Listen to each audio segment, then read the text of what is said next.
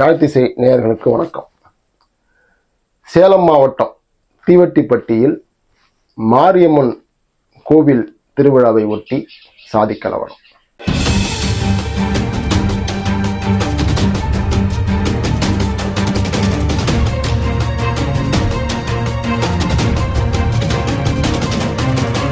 தமிழ்நாட்டிலே சேலம் மாவட்டத்தில் உள்ள தீவட்டிப்பட்டி என்கின்ற கிராமத்தில் 2 நாட்களுக்கு முன்பு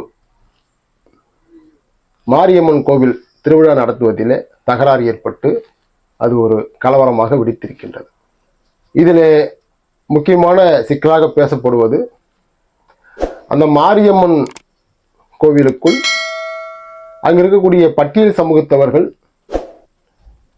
அவர்கள் வருவதையோ அல்லது அவர்களுடைய நேர்த்தி கடனை செலுத்துவதிலோ இவர்கள் அனுமதிக்காத சூழல் ஏற்பட்டதனால் இந்த சிக்கல் வந்ததாக பல்வேறு ஊடகங்கள் செய்திகள் வருகின்றன.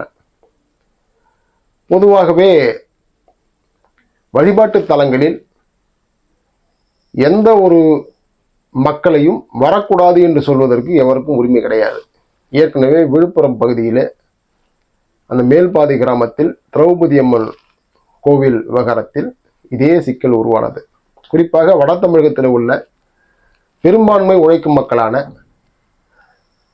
வன்னியர் சமூக மக்களும் பறையர் சமூக மக்களும் தொடர்ச்சியாக இப்படியான சிக்கல்களில் சிக்குவது என்பதும், ஒவ்வொருவரும் அவரவர்களுடைய உரிமையை மறுப்பது என்பதும் தமிழினத்தின் ஒற்றுமைக்கு ஆபத்தை விளைவிக்கக்கூடிய நிகழ்வாக இருக்கின்றது. அந்த வகையில்தான் தீவட்டிப்பட்டியிலே பட்டியல் சமூகத்தவர்கள் வரக்கூடாது, அவர்களுடைய கோரிக்கை நிறைவேற்றப்பட முடியாது என்று மற்ற இதர பின்தங்கிய சமூகங்கள் பல்வேறு சமூகங்களை சொன்னதாக சொல்லுகிறார்கள். அவருடன் பேச்சுவார்த்தைகள் நடத்தப்பட்டிருக்கிறது. இந்த பேச்சுவார்த்தைகளில் என்ன நடந்தது? பேச்சுவார்த்தையில் தோல்வியடைந்து விட்டதா, அல்லது பேச்சுவார்த்தை அடுத்த நாளும் நீடிக்கும் என்று சொல்லப்பட்டதா? கலவரம் நடப்பதற்கான காரணம் என்ன? கலவரம் எந்த பகுதியிலிருந்து தூண்டப்பட்டது? இது திட்டமிடப்பட்ட கலவரமா? திட்டமிடப்பட்டது என்றால் யார் திட்டமிட்டார்கள்? அது எந்த தரப்பிலிருந்து திட்டமிட்டார்கள்?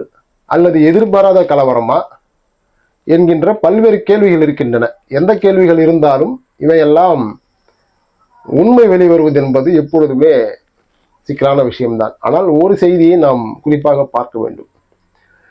இந்த மண்ணில் தமிழர் அல்லாதவர்கள் எல்லாம் கொட்டமடித்துக் கொண்டிருக்கின்றார்கள். இந்த மண்ணின் இயற்கை வளங்கள், கனிம வளங்கள் வடநாட்டு மார்வாடிகளால் கொள்ளையடிக்கப்படுகின்றன. தமிழ்நாட்டினுடைய அரசு வேலைகள் பீகார் உள்ளிட்டு வட இந்திய பேர்வழிகளால் கபலீகரம் செய்யப்பட்டு விட்டன. சாதாரண தேநீர் கடை வைப்பதற்கு கூட தமிழ்நாட்டிலே மலையாளிகள் படையெடுத்து வருகின்றார்கள். கர்நாடகக்காரன் தமிழன் என்று எண்ணி கண்ணீர் கொடுப்பதை மறுக்கிறான். ஆந்திராக்காரன் பாலாற்று தண்ணீரை தரம் மறுத்து பல்வேறு அணைகளை, தடுப்பணைகளை பாலாற்றிலே கட்டி வைத்திருக்கிறான். கேரளாக்காரன் பாண்டி பட்டி என்று நம்மை இழிவாக சொல்லி முல்லை பெரியார் நீரை தரம் மறுக்கிறான். தமிழ்நாட்டு மீனவர்கள் இலங்கை இராணுவத்தால் கொல்லப்படுகிறார்கள். வேடிக்கை பார்க்கிறது இந்திய இராணுவம். ஈழத் தமிழர்கள் அழித்தொழிக்கப்பட்டு நம் இனமே பெரும் இன அழிவுக்குள்ளாகியுள்ளது.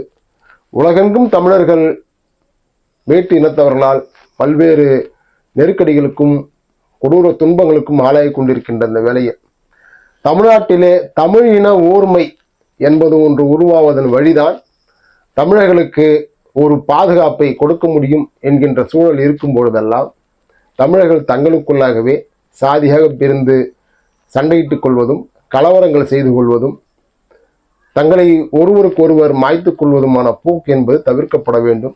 இந்த போக்கு தொடர்வது எந்த தரப்புக்குமே நல்லதல்ல.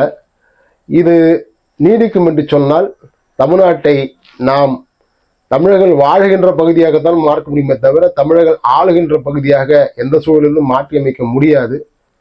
எனவே இது போன்ற கலவரங்களை நாம் எப்படி முடிவு கொண்டு வரப்போகிறோம் என்பதை அனைத்து தமிழ் சிந்தனை உள்ள தமிழர்கள் மேல் அக்கறை உள்ள தமிழ் தேசியவாதி அத்தனை பேரும் சிந்திக்க வேண்டும். இதைவிட முக்கியமாக குறிப்பாக கடந்த நாடாளுமன்ற தேர்தல் நடந்த பொழுது பொன்பரப்பியிலே கலவரம். அந்த பொன்பரப்பி கலவரமும் வன்னியர் பறையர் மோதல் தான். இந்த நாடாளுமன்ற தேர்தல் நடக்கும் பொழுது அப்படி ஒன்று நடக்கவில்லை என்று நாம் எல்லாம் நம்பிக்கொண்டிருந்தோம். ஆனால் நாடாளுமன்ற தேர்தல் முடிந்த பிறகு இப்பொழுது ஒரு கலவரம் நடக்கிறது. ஆக தொடர்ச்சியாக இந்த இருதரப்பு உழைக்கும் மக்களை மோத வைப்பதிலே இந்த அரசுக்கு பங்குண்டு. இந்த அரசு ஒரு கோவில் பிரச்சனை, வழிபாட்டு பிரச்சனை உருவாகிறது என்று சொன்னால் அதை கூர்மையாக கவனித்து அது ஒரு கலவரமாக மாறவிடாத அளவுக்கு எச்சரிக்கையாக அணுகுவதற்கு லாயக்கற்ற அரசாக மாறிப்போய் கலவரங்களை இதுவே ஊக்குவிக்கிறதோ என்கின்ற சிந்தனை உருவாகிறது. இப்படி தமிழர்கள் சாதிகளாக திரண்டு அடித்து கொண்டிருந்தால் இங்க இருக்கக்கூடிய அரசாங்கம் இந்த மண்ணை கொள்ளையடிப்பது முதற்கொண்டு எல்லா விதமான காரியங்களையும் சுமூகமாக செய்து முடித்துக் கொள்ளலாம் என்பதற்காகவே இப்படிப்பட்ட மோதல்களை அவர்கள் அனுமதிக்கிறார்களா என்ற கேள்வி உருவாகிறது. தமிழக அரசுக்கு மிகப்பெரிய பங்கு உண்டு. இந்து சமய அறநிலைத்துறையினுடைய கட்டுப்பாட்டில் ஒரு கோவில் போய்விட்டாலே அது அரசாங்கம் சொல்வதுதான் கேட்க வேண்டும் என்கின்ற விடயங்களை சாமானிய மக்களுக்கு இந்த அரசு புரிய வைத்திருக்கிறதா இல்லையா, சட்டத்தின் மாறுபட்ட விஷயங்களை புரிய வைத்திருக்கிறதா இல்லையா என்கின்ற கேள்வி நமக்கு உருவாகிறது. எல்லா விஷயங்களையும் கலவரம் நடக்கும் பொழுது சிக்கல் அதிகமாகும் போதுதான் விளக்கப்படுத்துவேன் என்பது ஒரு அரசினுடைய செயல்பாடு கிடையாது. இந்த கலவரங்களை கட்டுப்படுத்தவும் கவனிக்கவும் உளவுத்துறை தவறிவிட்டதா? இந்த உளவுத்துறையை வைத்துக்கொண்டு தமிழ்நாட்டில் எந்த விதமான சட்ட ஒழுங்கு சிக்கலை எப்படி எதிர்கொள்ளப் போகிற இந்த அரசு இதையெல்லாம் கண்டுகொள்ளாமல், இதையெல்லாம் கவலைப்படாமல், ஒரு பக்கம் ஸ்டாலின் அவர்கள் ஊட்டியிலும் கொடைக்கானலும் ஓய்வெடுத்துக் கொண்டிருக்கிறார், இன்னொரு புறம் துணை முதலமைச்சர் உதயநிதி அவர்கள் லண்டனில் ஓய்வெடுத்துக் கொண்டிருக்கிறார்கள். இவர்களுடைய அரசியல் நலன்களுக்கு இதெல்லாம் ஏற்புடையதாக இருக்கிறதா என்பதை தமிழக மக்கள் சிந்தித்து பார்க்க வேண்டும். குறிப்பாக இந்த பிரச்சனைகளை இரு தரப்பில் உள்ள சமூக ஜனநாயக சக்திகள் நேர்மையாக அணுகி தீர்த்து கொள்ள வேண்டும்.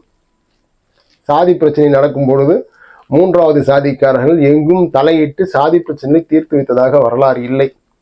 எனவே இரண்டு தரப்பிற்கு பிரச்சனை என்று சொன்னால் இரண்டு தரப்பும் தான் பாதிக்கப்படுவது. சிறைக்கு சென்றாலும் வழக்காடினாலும் இரண்டு தரப்பு தான் பணம் செலவழிப்பது முதற்கொண்டு துன்பங்களை அனுபவிப்பது முதற்கொண்டு எல்லாவற்றையும் அவர்கள் தான் சந்திக்க வேண்டும். எந்த சாதி சண்டையிலும் மூன்றாவது தரப்பு தலையிட்டு மத்தியசம் செய்ததாக தமிழ்நாட்டு வரலாற்றில் ஒன்று இல்லை. எனவே இரு தரப்பிலும் உள்ள சமூக ஜனநாயக சக்திகள், தமிழ் தேசிய சிந்தனைகள் இதில் தலையிட்டு இது போன்ற சிக்கல்கள் தொடராதபடி தமிழ் தேசிய ஓர்மையை, தமிழின ஓர்மையை காப்பாற்ற அறைகோள் விடுக்கிறேன். நன்றி.